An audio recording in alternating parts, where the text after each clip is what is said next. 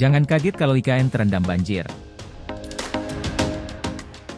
Peneliti ahli utama dari Pusat Riset Iklim dan Atmosfer BRIN, Edi Hermawan, mengingatkan tentang kemungkinan terjadinya banjir di Pulau Kalimantan, khususnya di wilayah Ibu Kota Nusantara, IKN, akibat perubahan posisi semu matahari saat berada di garis khatulistiwa atau equinox. Ketika matahari mulai bergeser menuju ekuator, kemungkinan terjadi banjir di wilayah ekuator, termasuk IKN, harus dipersiapkan, katanya dalam wawancara di Jakarta pada hari Rabu, 21 Februari 2024. Equinox adalah fenomena astronomi ketika lintasan harian semu matahari berada langsung di garis khatulistiwa atau ekuator bumi. Fenomena ini terjadi 2 kali dalam setahun, yaitu pada 21 Maret dan 23 September. Menurut Edi, hujan selama periode equinox biasanya berlangsung maksimal 3 hari, tetapi rata-rata hanya 2 hari. Hujan terjadi ketika matahari mendekati garis ekuator bumi. Ia menambahkan, jika equinox terjadi pada 21 Maret 2024, maka hujan diperkirakan mulai turun pada tanggal 15 atau 16 Maret 2024. Nanti jangan kaget Samarinda banjir, Balikpapan banjir, IKN mulai terendam. Jangan kaget karena siklusnya memang begitu, tidak ada yang perlu dikhawatirkan. Ini siklus hujan normal, kata Edi. Lebih lanjut dia menyampaikan bahwa monsun mengikuti angin dan angin mengikuti posisi matahari. Sehingga, saat matahari menuju garis ekuator maka pusat tekanan rendah digeser ke bagian tengah bumi. Hal ini menyebabkan massa uap air yang berasal dari berbagai wilayah, seperti Australia akan diarahkan ke garis ekuator membuat hujan mengguyur Pulau Kalimantan.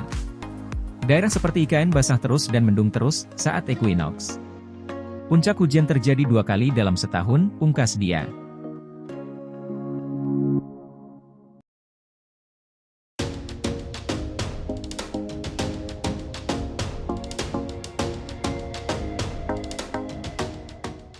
BPS, IKN dongkrak pertumbuhan ekonomi Kalimantan 5,43%.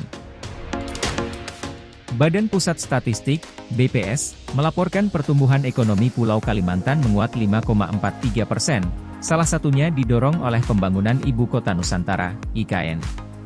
Salah satu pendorong pertumbuhan ekonomi Kalimantan, terutama Kalimantan Timur, karena ada aktivitas konstruksi yang tumbuh 15,82%, kata PLT. Kepala BPS Amalia Adininggar Widyasanti dalam konferensi pers di Jakarta, Senin. Selain aktivitas konstruksi, pertumbuhan ekonomi di Kalimantan Timur juga didorong oleh pembentukan modal tetap bruto, PMTB, yang disebut juga tumbuh tinggi, imbas pembangunan berbagai infrastruktur di IKN.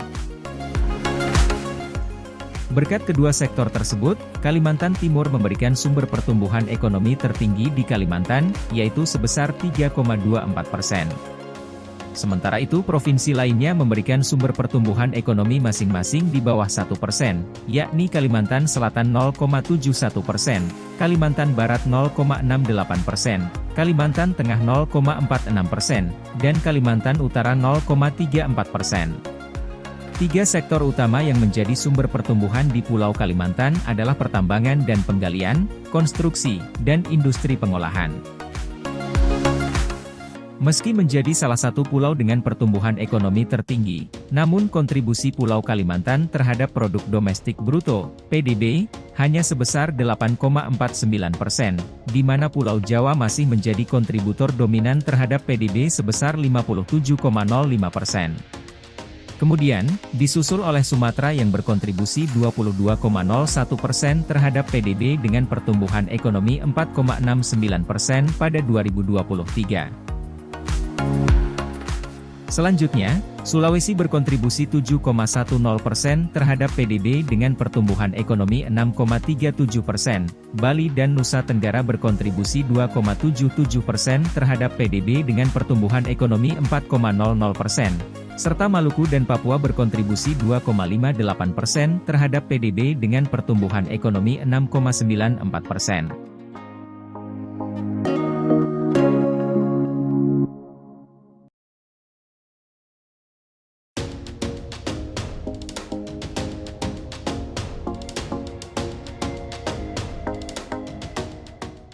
Kalimantan Tengah proyeksikan menjadi penyangga pangan IKN.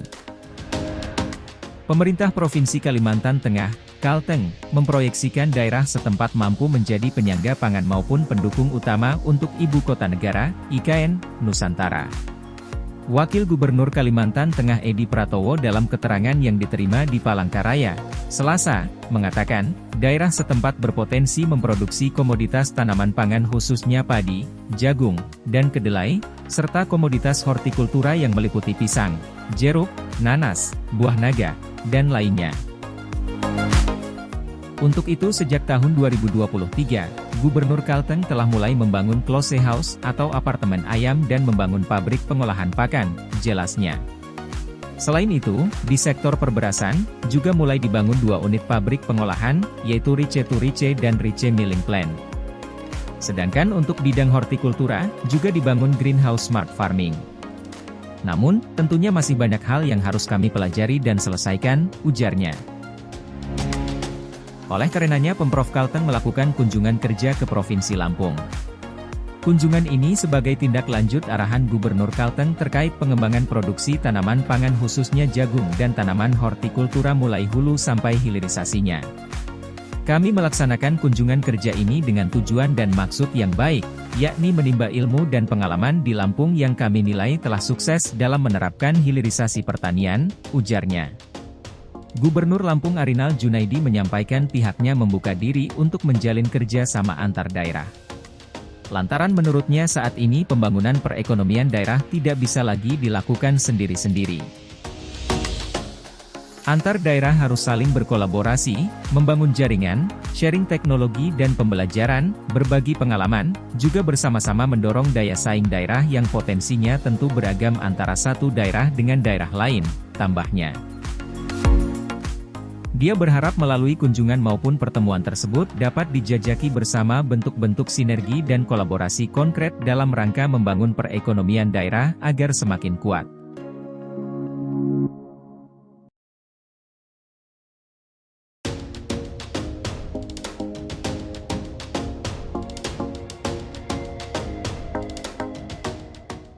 OIKN ungkap 60% sampah di IKN harus bisa didaur ulang. Otorita Ibu Kota Nusantara, OIKN, mengungkapkan bahwa sekitar 60% sampah yang ada di IKN harus bisa didaur ulang atau diolah menjadi produk baru.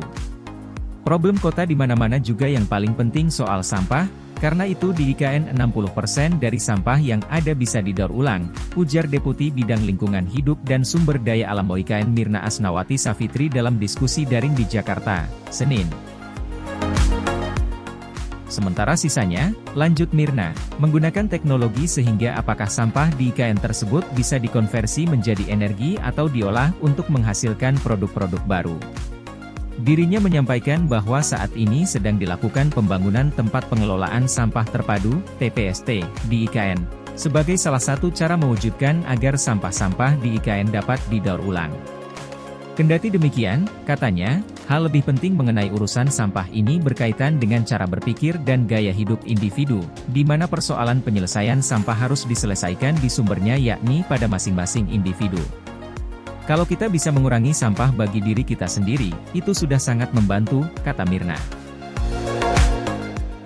Sebagai contoh, IKN sendiri menjalankan edukasi terkait upaya pengurangan sampah yang baik sejak dini melalui program Sekolahku Minim Sampah bagi anak-anak. Biasanya jika anak-anak sudah memiliki kesadaran maka pulang ke rumah membawa edukasi tersebut dan juga meminta orang tuanya untuk melakukan hal sama, kata Mirna.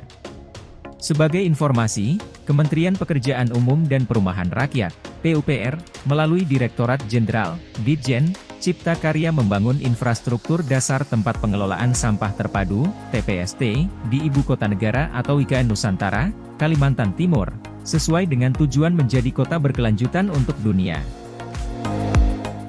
Berdasarkan Undang-Undang Nomor 3 Tahun 2022 tentang Ibu Kota Negara, salah satu tujuan pembangunan IKN Nusantara adalah menjadi kota berkelanjutan untuk dunia. Salah satu sektor infrastruktur dasar untuk mencapai tujuan tersebut yakni infrastruktur pengelolaan sampah. TPST sebagai infrastruktur pengelolaan sampah termasuk salah satu infrastruktur dasar yang dibangun pada tahap awal pembangunan IKN periode 2022-2024.